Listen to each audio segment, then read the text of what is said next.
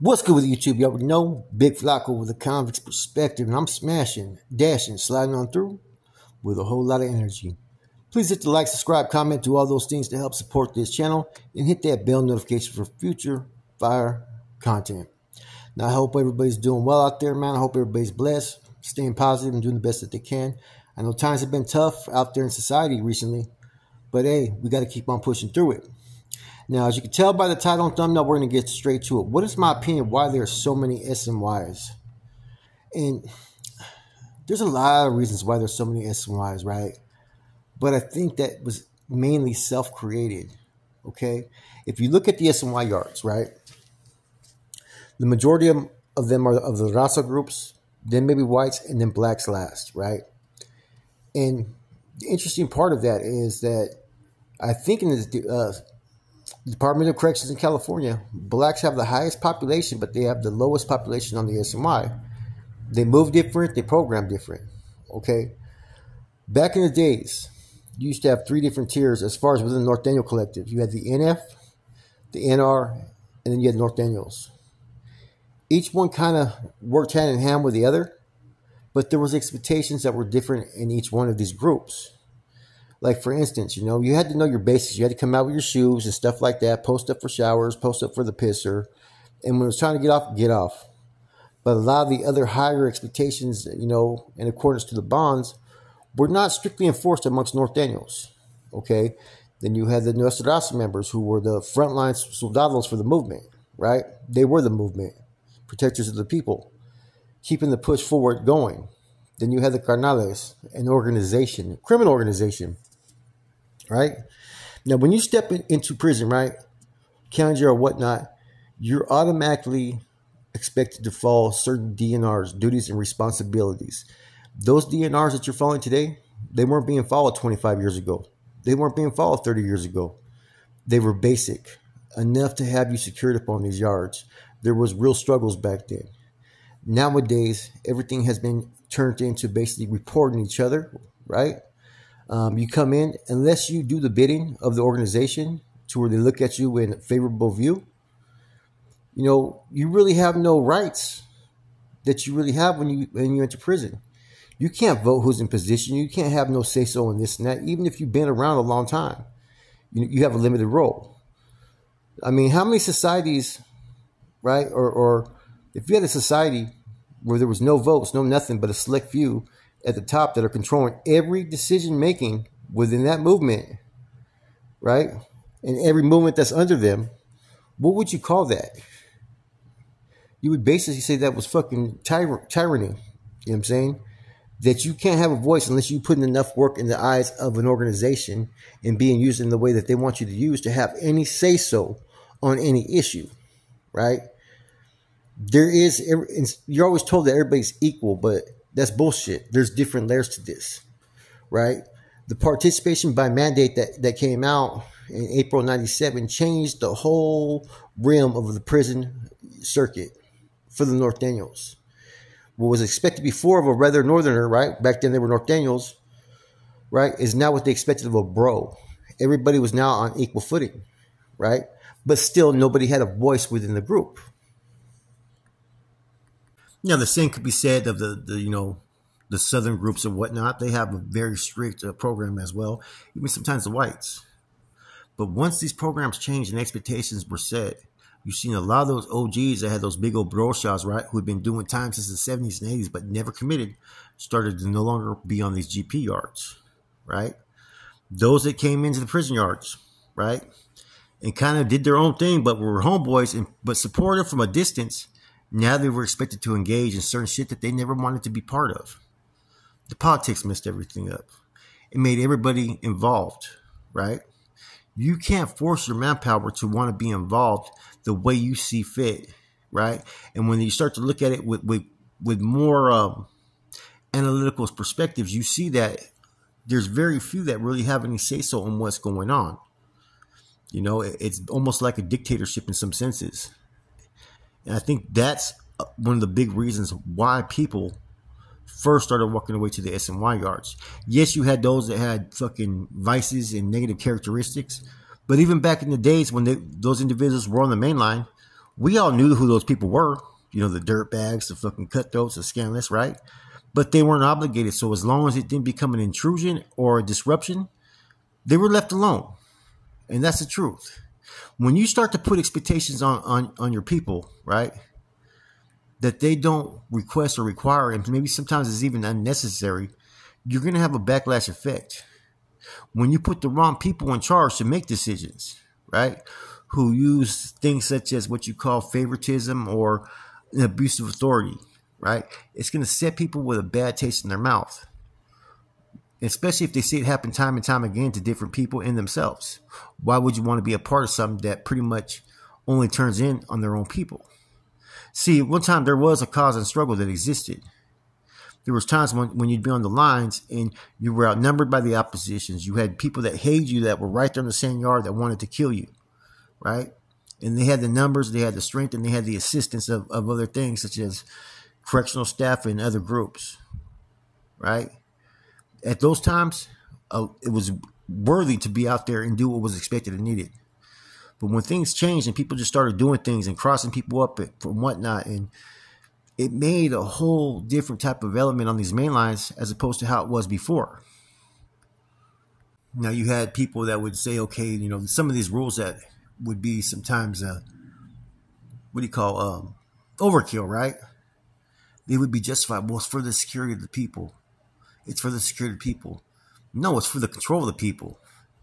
It pretty much is having a ripple effect, and everybody is being controlled. And they're slowly learning to be in control, right? By others. Responsive obedience. Do as what your master tells you. And that's what really started to change things, right, on these yards. And see, people are human. They have emotions and they have feelings. And not everybody as a man is going to put up with that or make the excuses. See, a lot of times dudes that are pulled as bros will sometimes have these same feelings that I'm talking about, right? But they push them to the side. They defect them like they don't exist. Because having this title and status and recognition that they have is more important than the truth. Some people remain active and in good standings despite the shit that they've gone through just because they don't want to be labeled or titled S&Y or no good. Now, the more people started to go to the S&Y side, the more it made those decisions for those people easier. Now, don't get me wrong. There's people that are there because they told, they got scared, they debriefed. You know what I'm saying? They have funny style charges, whatever it may be. There's a whole long different list of why people are there, right? But at the end of the day, it started giving people who didn't have those type of issues another home as opposed to the way that they were living. When you start to have control and dictatorship over your people, you're going to breed a lot of hate, man. A lot of backlash. But because people have so much control over these groups behind the walls, a lot of people ain't going to fucking lash out. They're not going to speak up because they see what the results are going to be. And for some people, they couldn't follow any rules or guidelines or whatnot on the streets and ended up in prison because of that. Now you're expecting them to follow them in there. And yet it's being dictated by the people he represents. You don't have a voice. You don't, even though they said you can, have an opinion or whatnot, you really don't have an opinion. Everything that is designed for how you have to live your life, if you're doing a prison term, is set by other men, not just the CDCR staff, right, which are correctional officers, which you already have to listen to them, but by your own people. As a man, that is sometimes hard to accept that another man has more control over your life than you do, right? And sometimes you're not going to always agree. Like I said, everything is set up that really there's not much people who have a voice or opinion or whatnot unless you commit to status and rise through the ranks. If you're a regular dude just trying to do your time but don't want to play the politics, you're going to fall under the tyranny and dictatorship of a particular group. There's no questions asked about that. That's the truth. You do as what you're told or get the fuck on. Therefore, S&Y is something that people could gravitate towards. And I'm not a promoter of S&Y.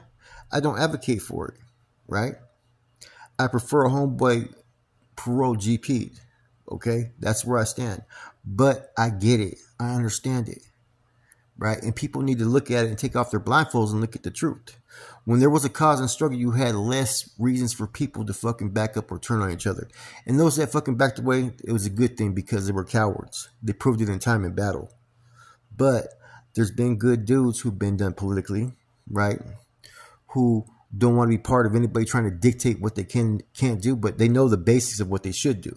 See, that's the thing. A lot of times people have common sense. I understand when a youngster comes in the system, you got to sit there and fucking, put them on your wing, fucking lace them, set them straight, right? But when you become 35, 40, right, you don't want another man telling you what you can and can't do. You know what I'm saying? That's not the get down of a real man.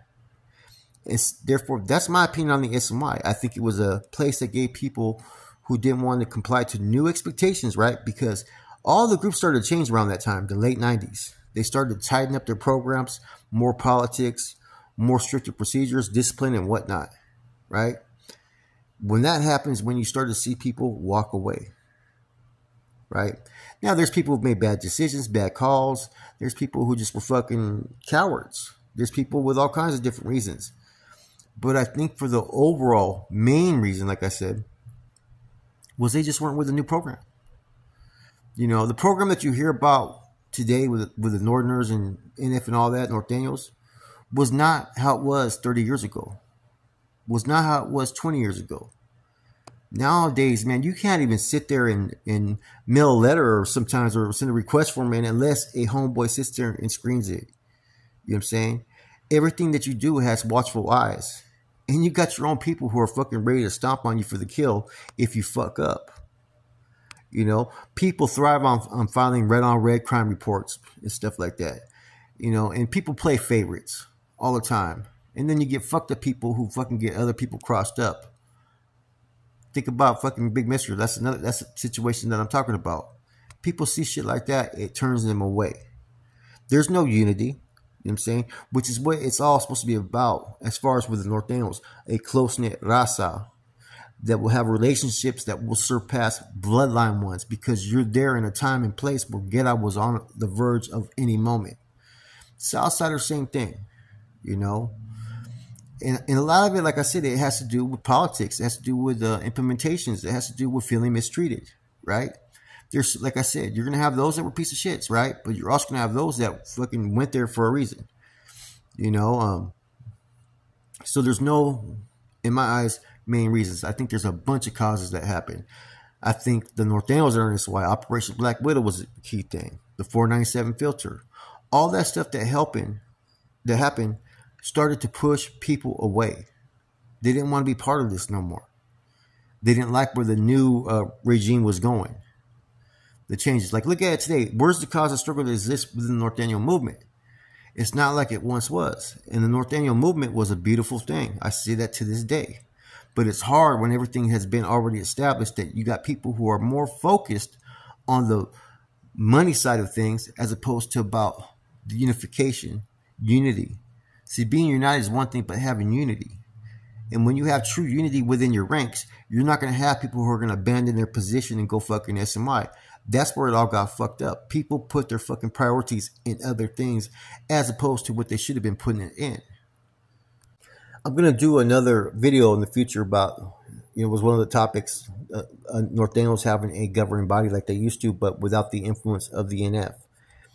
Therefore, they could run their operations, right, and make decisions and choices to where more people feel involved, and it's only about them. Is there any checks and balances? No, there's not. There's different levels, different tiers, and with that comes petty permissions people feel. There was a C out there in San Jose who just got recruited, right?